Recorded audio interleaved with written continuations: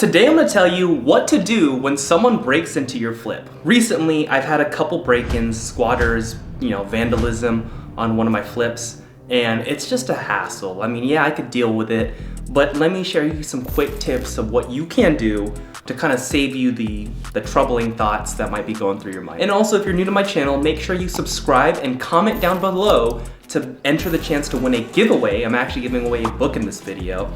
And all you have to do, comment and subscribe. But let's get right into the video.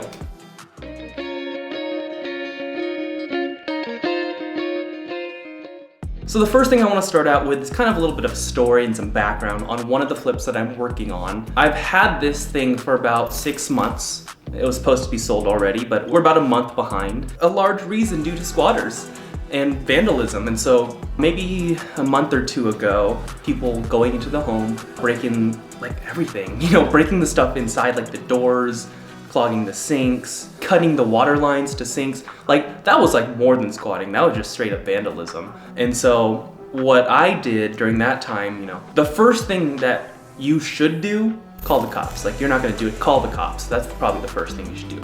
But what had happened with me is one of my contractors was out of the property, he got a picture of them, he talked to them, got them out. And once he did that and got a picture of them, they never came back for, months. And just today, I got a call from my realtor when I'm, in escrow to sell the home. And there's been more squatters, this time of like a big group of people. And same thing, here's what I did, and here's what you should do.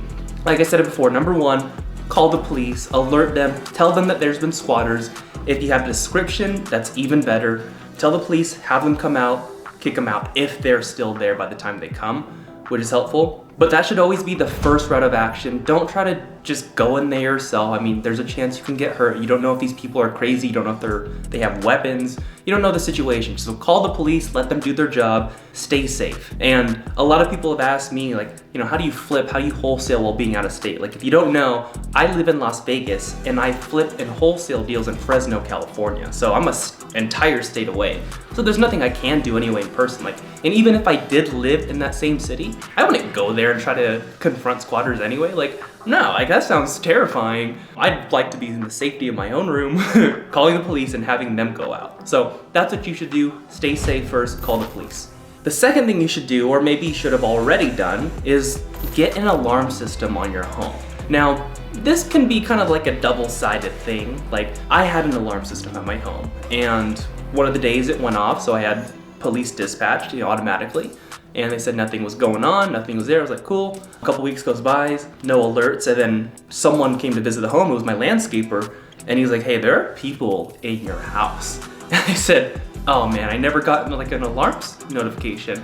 And it turns out they did something. I mean, they stole one of the door sensors. They stole the keypad so that the alarm wouldn't went off, or I don't know if they smashed it or whatever, but they stole it, so there's no alarm anymore. And they found a way to get in the home, and they've been doing it for, a couple weeks. And maybe I should have had someone, monitoring every single week, but it was already in escrow to get sold. So I do think that you should have an alarm system on the home. It's kind of peace of mind, but at the same time, you do risk the possibility that they will steal your alarm system. It just happens, You can't really do anything about it. Like, I ordered another alarm system, and it turns out the pieces that I ordered were still there, but they stole more pieces. So I'm not even gonna install it anymore. So that's a recommendation. So number one, call the police. 2, get an alarm system. And number 3, make sure you always have someone periodically checking in on the home when it's vacant. While the project or the rehab is going on, yeah, you have contractors going in there every day, every other day. But when the project's done,